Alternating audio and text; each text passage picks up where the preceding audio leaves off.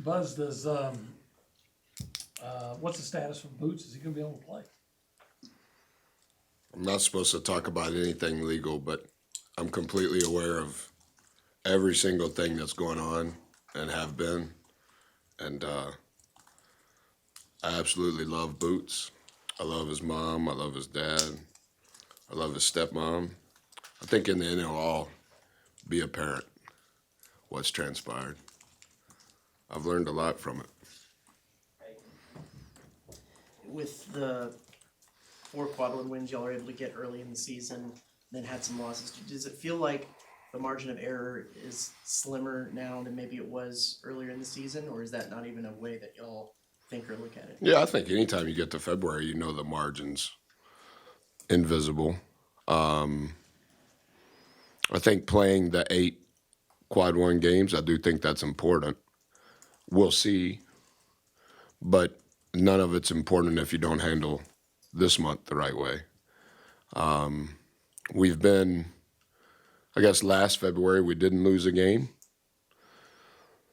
but we weren't in a position to lose a game because we didn't have 8 quad one games at that time. So maybe we're on the other side of it now, but you still have to win, and you still have to know that not every game you're going to play is quad one, but in this league, as we're seeing, it's topsy-turvy, and so every game's important. Yeah. Jace, go ahead. Oh, I know Jace mentioned the 2.2 points that were the separators. Yeah. How much of that has been a kind of mantra, and what perspective do you want them to take from that? Is it the margin of error is thin, or that you're right there? What's the... Well, it's both, right? I think the difference I think we're first in offensive rebound percentage by .003. I think we're first in defensive rebound percentage, .011, and Florida's second in both. We're first in free throw attempts in the league, but we're 13th in free throw percentage. So it is, I think it was 2.14 is the difference. How can we get one more stop, one more free throw, one more layup, one more turkey? But I think any coach would say that at this time of the year. It's one more of anything, of a good thing,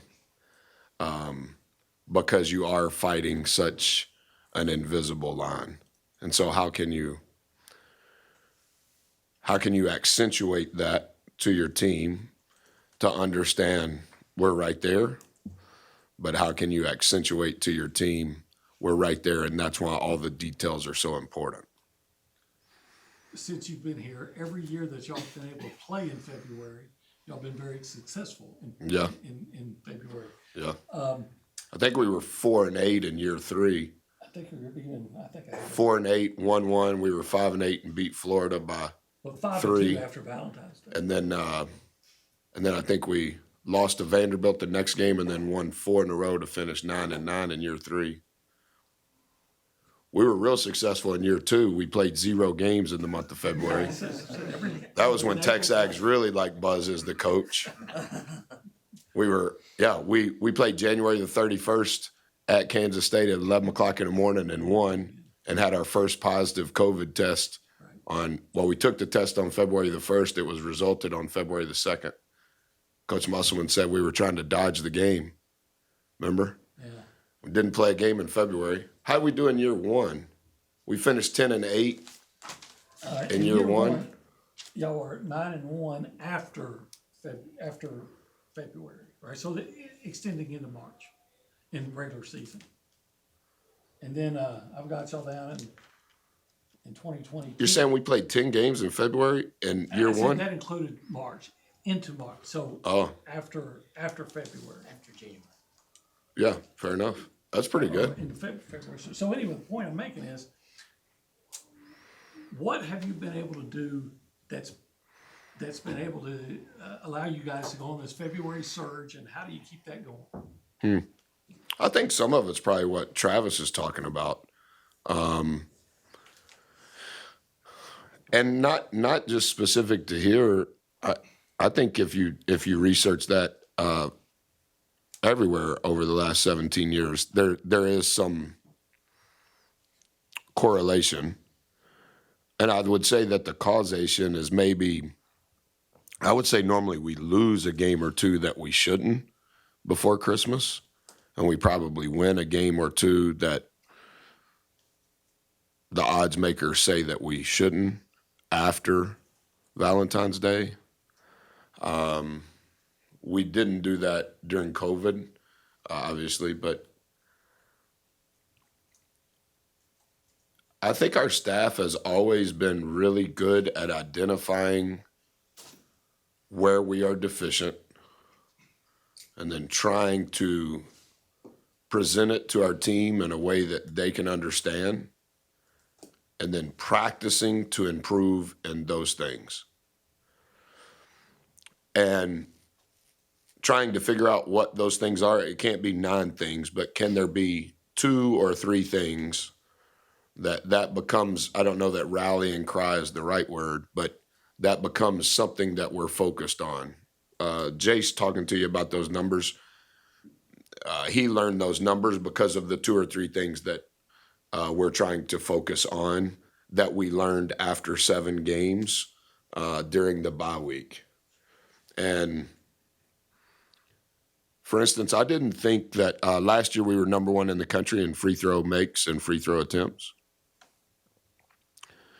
I know that we're not shooting a good free throw percentage, but I did not know that we were first in the league in free throw attempts and only 2 percentage points different than we were last year in regards to the amount of times that we get fouled.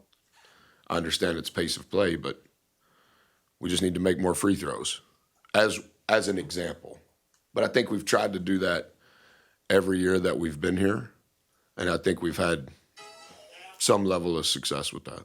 Do your players shoot 100 free throws a day or make 100 free throws? Yeah, we play a different game. Initially, it starts as shoot, and then it turns into make. And then I would say, Brent, maybe every 5th day I kind of change the game. Like the game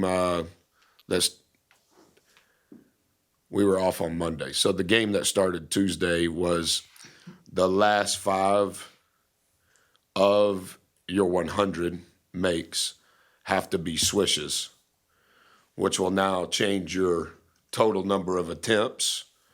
But if you make it and it's not a swish, it still counts as a make and it still counts as an attempt, but it doesn't count towards the 100.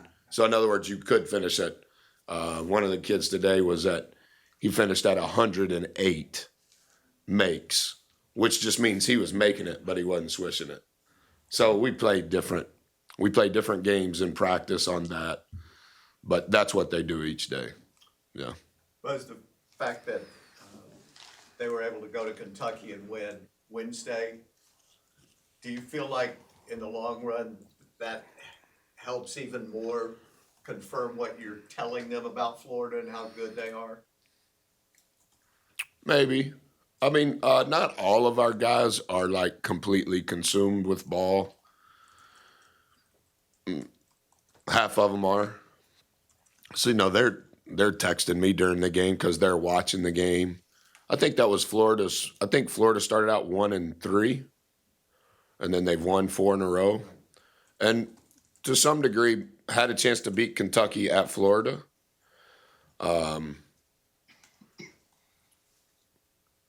I think that was Florida's 7th quad 1 game, actually.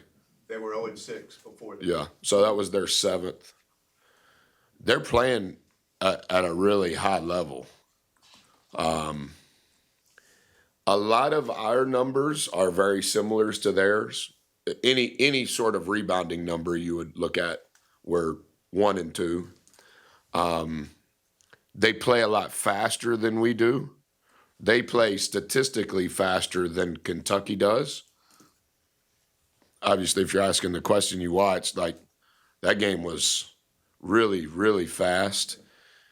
I think Kentucky not having a couple of their guys made it probably even faster in some ways. But they have 2 returning players. One that starts that I think is the X factor of their team. One that was all freshman last year. Signed 4 portal guys that are doing fantastic. And then playing a freshman from Australia who's a very talented prospect. They're playing a little different.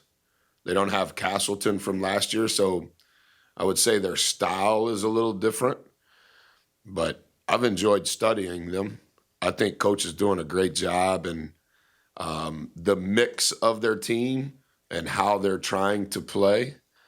But it has been, obviously, it's not a mirror opponent, and they're not doing what they did last year. So it's been a new study. I think our guys, Florida, even Ole Miss, I think our guys know what's at stake. I think we boiled down what we think is most important for them to know. We have a very consistent routine and what we do 2 days before a game specific to an opponent, 1 day before a game specific to an opponent, even shoot around the morning of. So tomorrow morning at shoot around, we'll do certain things in the film room that they put in their journals that we do in practice. Like the next time you're here, the kids come in before I do. Correct. If you said, hey, what are you guys going to do in practice today? They'd tell you everything. If you ask them, what's Buzz going to talk about in the film room today? They'd tell you everything. They would know the order of it. Now, they couldn't tell you the information of the opponent because they know that's what they're getting new for the first time. But Florida, Alabama, the 2 hottest teams in the league, maybe. To that, do you feel like, I mean, it feels like this year in the SEC, anybody can beat anybody on any given day. Do you feel like you've seen the strength of the league just continue to get tougher? I actually think I don't quantify year 2 the way I should. I did get paid, so I shouldn't remove myself from it.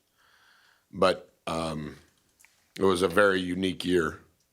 So I'm specifically talking about year 1, 3, 4, and 7 games in. I think the commitment level has continued to increase. I think the talent level has continued to increase. And this is not the wrong thing to say, but it's something that most people I don't think necessarily pay attention to. So much is on the head coach in any sport, as it should be. But I think part of the commitment has been for everyone on the staff that's not the head coach. Because so much of this is turned into, like to Brent's question on the free throws. It's partly because I'm old school and from Van Alstyne. I want somebody out there rebounding for them and counting. We don't have to do that because there's cameras all over the place, and it's artificial intelligence. It's facial recognition. So, like, if they go in there and shoot, we know, and we could look on the computer and find out. I just think that as everything has increased in a good way, that it's a 1 or 2 possession game, almost no matter who you play, almost no matter where you play. There's some outliers because of talent. There's some outliers because of style of play. It's going to be hard to play a 1 or 2 possession game against Alabama because they're the fastest team in the country. But whether it's us, whether it's Ole Miss, whether it's Mississippi State, like if you look at those games and average the margins, it's a 1 or 2 possession spread. It's a little out of left field, but with your background as a former manager, what has it been like to see the world of manager games bloom and come to what they are now? Yeah, and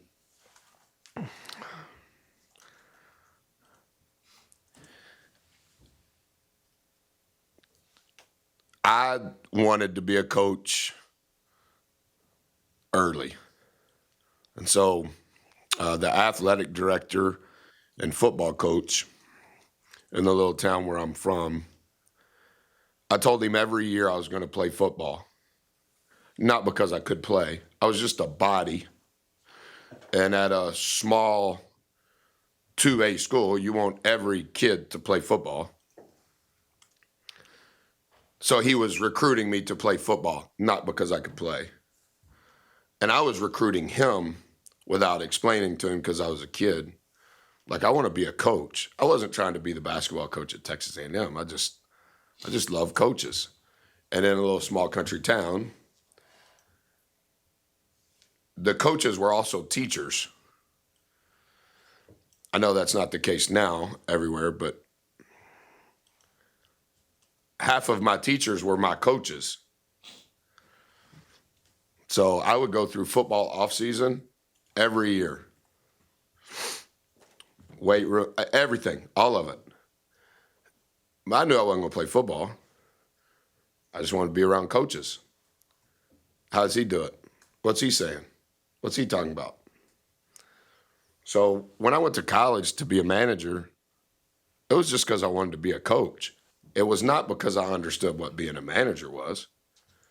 If you're not in class, go to the coach's office and ask him what to do. And I think I was talking to the guy that's not here, that normally sits right there, a couple of weeks ago. I would ask every coach, need me to do anything? Baseball coach, softball coach, because I just thought that's what a manager was supposed to do. So if I wasn't in class, I was just trying to be around coaches. I don't think it's necessarily that way anymore. Some of these kids are getting paid, like work-study jobs. And some of them may want to coach upon arrival and then see what it is and decide not to. But like we have guys that it's like their recreation to be a manager. And then we have some that they're trying to figure out how to coach. So the games, I've learned about the games, not from our managers. I'm kind of a jerk to managers. As a former manager, I shouldn't be, but I am. My sons have told me about these games over the years. And now Bubba is now a manager. So now I hear about it a little bit louder. And my sons know, like, guys, I don't really care. I want you to do your job over here. You know what I mean? So now Bubba, now that he's a manager, he's a little nervous to tell me about the games because he doesn't want me to think that he's not washing the socks or doing the stats or whatever. He's the official turkey counter. What's it been like having him kind of on staff? I do a bad job. I haven't been a very good dad. I love them. They know that. I spent a lot of time working. And I spent a lot of time wanting to be the right male model for our kids, wherever that was. And my daughter turns 22 on Sunday, and she's going to graduate from college. And I was writing her, I don't give my children anything for their birthdays. I write them letters. And I write my kids every day that they go to school.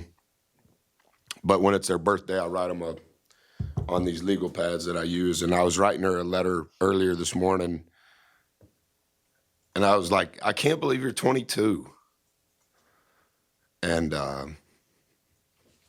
my wife has told me for literally 8 to 10 years, if Bubba has any chance of graduating from college, he's going to have to be around you. And I was against that completely. And now he's a junior, and so I'm glad I get to see him. And he is not going to be a coach, and he is not getting paid. I will not let them pay my son because I'm the head coach, so I don't want to get into any of that either. He's not on scholarship, none of that. But it is, I do think I was telling Corey on Sunday, we went to church, and obviously, you know, I don't go out in public very often. And so, you know, everybody's got an opinion. And I'm just trying to go to church. And so we're leaving, and Bubba was with us, and he said, Dad, I'm kind of tired of that already. And I go, Bubba, you've done it for what, 20 games? I've been doing this for 17 years. Yeah, you should be tired of it. But you can't take it personal, because I'm not always going to be the coach at Texas A&M, but it's just the coach at Texas A&M, whoever it is. Everybody has an opinion, et cetera, et cetera. So just move on. And he's like, well, that's why I'm not going to be a coach. I go, well, you're smart. So, Les, do you have an example from church of someone saying something to you? oh, Brent, Before or after? I go to snooze once a month. I've had the same thing every single time. The general manager's become a season ticket holder, and he's like the nicest guy. So I explained to him, once I realized he knows who I am, listen, please don't ever ask me for anything. Please don't ever talk to me about my job. I will take care of whoever waits on my table. Is there any way I can walk in and you can have a chair for me? And he goes, yes. I said, I'll text you before I'm coming, and I'll never cut in line. Deal. So I go there once a month. Normally I take some of the coaches or some of the players with me. And Mason, my youngest son, is now a senior. And when we lived in Milwaukee, we didn't live in Milwaukee, we lived in a suburb. So we went to church often and really enjoyed the church. So Sissy and Bubba grew up in the church. When we moved to Blacksburg's smaller than College Station, and it's hard to do anything. So we quit going. So about 3 months ago, Mason says, Dad, you read your Bible every day, you have a quiet time, you do all these things. Why don't we never go to church? And I go, we tried to go to church, remember when we first moved here? And he goes, yeah. Why did we quit going? We kept going to different ones. And I go, well, you know, you're trying to figure out which church you want to go to. He goes, why did we quit? I go, yeah, because I'm just trying to go to church. I said, why are you asking?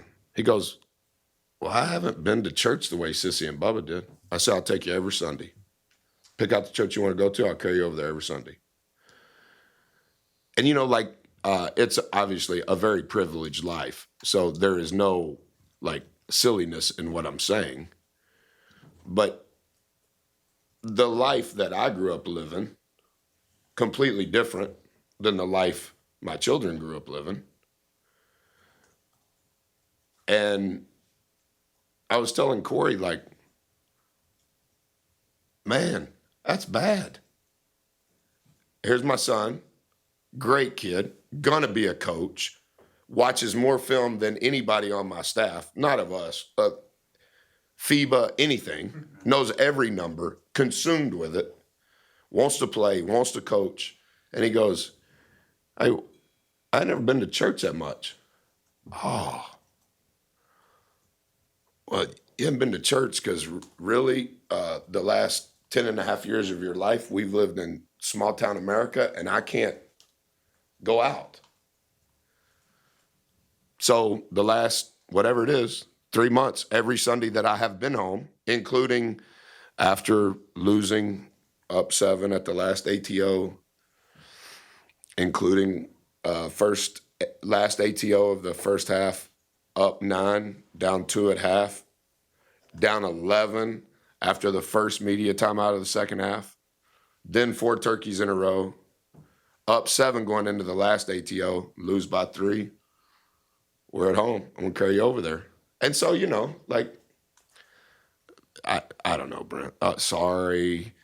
What about this? What about the officials? And did you hear what they said on Tex Aggs? Like, they were asking me what Mark French is saying on Tex Aggs. And I'm like, I don't know. And I quit using social media. And if I told you guys the entire story on your first question, you guys would be like, Buzz, that's not true. Yeah, it's the truth, Olin. I just can't tell it to you because of the chair I sit in.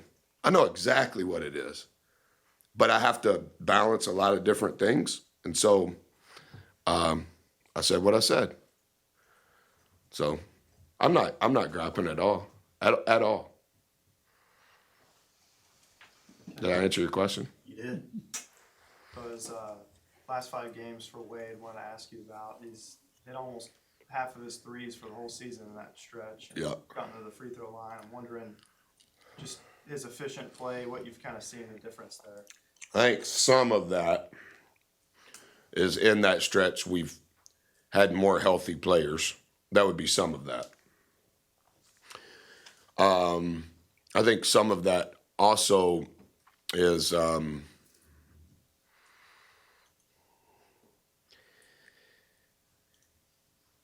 he's been more efficient because in those 5 games, he's averaged the highest number of defensive rebounds in his career, which means the possession is starting with the ball in his hands. And I used to tell Q this all the time. That's a good sign when you're a guard and you're in a fight with giants and you get it and you're the throttle. And I think when 4 is the throttle, immediately on a possession, he's going to make 1 3 for sure of those 6 defensive rebounds. But I'm not sure that it's not another one. And I think the other thing that, not really in those 5 games, I know we were awful against LSU in game 1, but how can Wade get off the ball? And then how can we figure out how to get 4 the ball back? Because the attention on him when the defense is set initially is fierce, as it should be. Good player. And so I think we're constantly trying to tinker with things on how can we do that? And how can we do that better? And is that a better position for him to be in? Him getting fouled, though, has also helped our team get fouled more. And the reason I say that is we need to hurry up and get to the bonus. And so if 4 is leading the way in numbers to the bonus, that only helps our deficiencies offensively. If we're in the bonus sooner than normal, and now Jace gets a free throw off an offensive rebound, Henry gets a free throw off the offensive rebound, but we're already in the bonus because 4 is doing such a great job. I think against Missouri, Boots got fouled 6 times, and one other player got fouled 6 times, not named 4. You'd have to look that up. Boots got fouled 6, and one other player on our team. Henry. Was it Henry? It was a go-get. It was either Henry, it may have been Henry. That only helps 4 and vice versa. All right. Thank you, guys.